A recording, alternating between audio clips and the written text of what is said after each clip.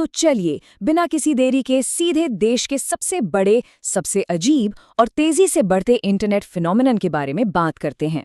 आज के इस एक्सप्लेनर में हम कॉकरोच जनता पार्टी की इस पूरी हलचल को बिल्कुल करीब से समझेंगे। रेडी हैं? चलिए शुरू करते हैं।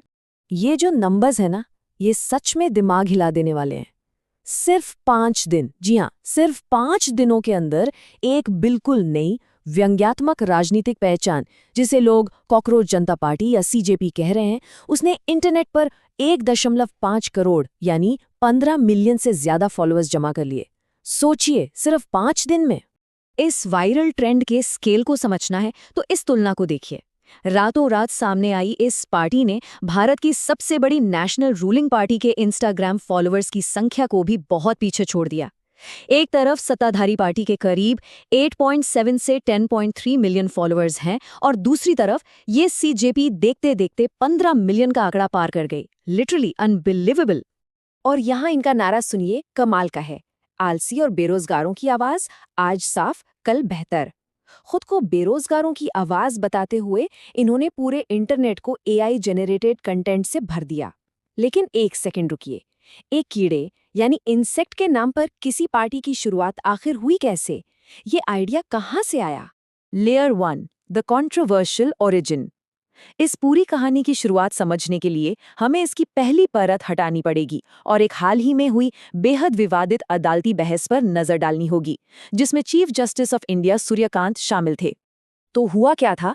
एक वकील द्वारा सीनियर एडवोकेट की उपाधि की मांग से जुड़े मामले की सुनवाई चल रही थी। उस दौरान सीजेआई ने एक ऐसी मौखिक टिप्पणी यानी ओरल ऑब्जर्वेशन की जिसने तुरंत बवाल खड़ा कर दिया। उन्होंने सोशल मीडिया या आरटीआई एक्टिविस्ट बनने वाले कुछ बेरोजगार युवाओं की तुलना सीधे तौर पर कॉकरोच से कर दी, जो सिस्टम पर हमला करते हैं। अब इसके बाद क्या होना था? मीडिया में आग लग गई, पूरा हंगामा मच गया। हालांकि इसके तुरंत बाद सीजेआई ने एक क्लैरिफिकेशन जारी किया। उन्होंने साफ कहा कि उनकी मौखिक बातों को मीडिया ने पूरी तरह से गलत तरीके से पेश किया है। ये पूरा विवाद दिखाता है कि न्यायपालिका के एक-एक बोले गए शब्द की कितनी डीप स्क्रूटनी होती है। Layer 2, the demands and targets. लेकिन देखिए, जब तक क्लैरिफिकेशन आता तब तक इंटरनेट ने अपना काम कर दिया था। लोगों ने मैं कॉकरोच हूं वाली इस वाक्य को पकड़ा और इसे एक बेहद अग्रेसिव मैनिफेस्टो के साथ एक पक्की राजनीतिक पहचान में बदल दिया। अब आपको लग रहा होगा कि ये सिर्फ कोई मीम है, राइट? पर ऐसा नहीं है। इन्होंने बहुत ही सीरियस मांगे सामने रख दी, जैसे रिटायर होने वाले जजों के लिए राज्यसभा सीटों पर रोक लगाना, मुख्य चुनाव आयुक्त को यूएपीए के तहत अरेस्ट करना, दल बदल करने वाले नेताओं पर बैन लगाना और यहाँ तक कि कुछ न्यूज चैनल्स के लाइसेंस कैंसिल करना। ये बिल्कुल स्पष्ट और हार्ड हिटिंग पॉलिटिकल डिमांड्स थीं। इस मूवमेंट ने बहुत ही स्ट्रैटेजिक तरीके से 2 मुख्य लक्ष्यों पर निशाना लगाया। पहले टारगेट थे न्यायपालिका यानी सीजेआई, जिनकी उस शुरुआती टिप्पणी से ये सब शुरू हुआ, और दूसरे टारगेट बने शिक्षा मंत्री धर्मेंद्र प्रधान, जिनसे नीट एग्जाम के पेपर लीक कंट्रोवर्सी के चलते लगातार इस्तीफे की मांग की जाने लगी। वैसे न्यायपालिका पर हो रहे ये हमले एकदम आउट ऑफ नोवेयर नहीं आए थे। ये पब्लिक में पहले से चल रही चर्चाओं से जुड़े थे। कुछ हालिया घटनाओं ने इस आग में घी डालने का काम किया, जैसे एक हाई कोर्ट जज के घर से कैश मिलना या सुप्रीम कोर्ट का 8वीं क्लास की एनसीईआरटी किताब से न्यायपालिका में भ्रष्टाचार के जिक्र को हटवाने का ऑर्डर देना, और न्यायपालिका की आलोचना करने पर एक ऊबर ड्राइवर को जेल होना। इन सब ने पहले से एक माहौल बना रखा था। Layer 3, the mastermind revealed. तो अब आकर ये सबसे बड़ा सवाल उठता है ना कि आखिर इन सबके पीछे है कौन? ऐसा कौन है जो कुछ ही दिनों में 15 मिलियन फॉलोअर्स वाला एक डिजिटल मूवमेंट, और वो भी इतनी स्पेसिफिक पॉलिटिकल डिमांड्स के साथ, इतनी आसानी से चला रहा है? यहाँ एंट्री होती है अभिजीत दीपके की। ये बॉस्टन यूनिवर्सिटी से पीआर यानी पब्लिक रिलेशंस में मास्टर्स डिग्री हासिल किए हुए हैं, और इंटरेस्टिंग बात यह है कि ये पहले आम आदमी पार्टी के नेशनल सोशल मीडिया कोऑर्डिनेटर और दिल्ली सरकार के लिए कम्युनिकेशन एडवाइजर के तौर पर काम कर चुके हैं। अब जरा इस टाइमलाइन को गौर से देखिए। एक बड़ा ही दिलचस्प सीक्वेंस बन रहा है यहाँ पर। 13 मई को अरविंद केजरीवाल जेनजी युवाओं से विरोध करने को कहते हैं। 15 मई को सीजेआई का कॉकरोच वाला स्टेटमेंट वायरल होता है, और अगले ही दिन 16 मई को ट्विटर पर CGP_2029 रजिस्टर हो जाता है। इस अजीब सी टाइमिंग ने ना पॉलिटिकल एनालिस्ट के कान खड़े कर दिए हैं कि क्या ये सब वाकई अपने आप हुआ है? और इस तथाकथित युवा आंदोलन के राजनीतिक एंगल को हवा तब और मिल गई जब इसे बड़े बड़े विपक्षी नेताओं ने खुलेआम सपोर्ट करना शुरू कर दिया, चाहे वो टीएमसी की महुआ मोइत्रा और कीर्ति आजाद हों या फिर समाजवादी पार्टी के अखिलेश यादव, जिन्होंने तो इस लड़ाई को सीधा बीजेपी वर्सेस सीजेपी का नाम ही दे डाला। ले फॉर ऑर्गेनिक मूवमेंट या इंजीनियर पीआर। और इसी के साथ हम इस एक्सप्लेनर के एक बहुत ही अहम मोड़ पर पहुंचते हैं। क्या ये सच में निराश और परेशान युवाओं का असली गुस्सा है, या फिर एक बहुत ही शातिर तरीके से डिजाइन की गई पॉलिटिकल पीआर स्ट्रैटेजी?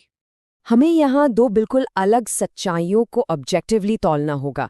एक तरफ है युवाओं का बिल्कुल असली और नेचुरल गुस्सा, जो बेरोजगारी और नीट पेपर लीक जैसे मुद्दों से पैदा हुआ है, और दूसरी तरफ है राजनीतिक पीआर के मजबूत सबूत, जैसे वो परफेक्ट टाइमिंग, आम आदमी पार्टी से जुड़े कनेक्शंस और सोशल मीडिया की वो स्ट्रैटेजी। क्रिटिक्स का एक बहुत बड़ा पॉइंट ये भी है कि सीजेपी के पास जो इतने करोड़ों फॉलोअर्स हैं, उनमें से एक बहुत बड़ा हिस्सा शायद खरीदे हुए फर्जी बॉट्स का हो सकता है। इन्वेस्टिगेशंस में ऐसे कई संदिग्ध अकाउंट्स मिले हैं जिनके तार पाकिस्तान, बांग्लादेश और तुर्की जैसे देशों से जुड़े हैं, और मज़ेदार बात यह है कि इन अकाउंट्स पर सिर्फ एक एक पोस्ट है। थोड़ा अजीब है ना? The core, A vacuum of leadership. चलिए अब इस मुद्दे की बिल्कुल कोर लेयर तक पहुंचते हैं, वो सबसे असली समस्या जिसने आखिरकार एक व्यंग्यात्मक कॉकरोच पार्टी को इतनी बड़ी गति से आगे बढ़ने का मौका दिया।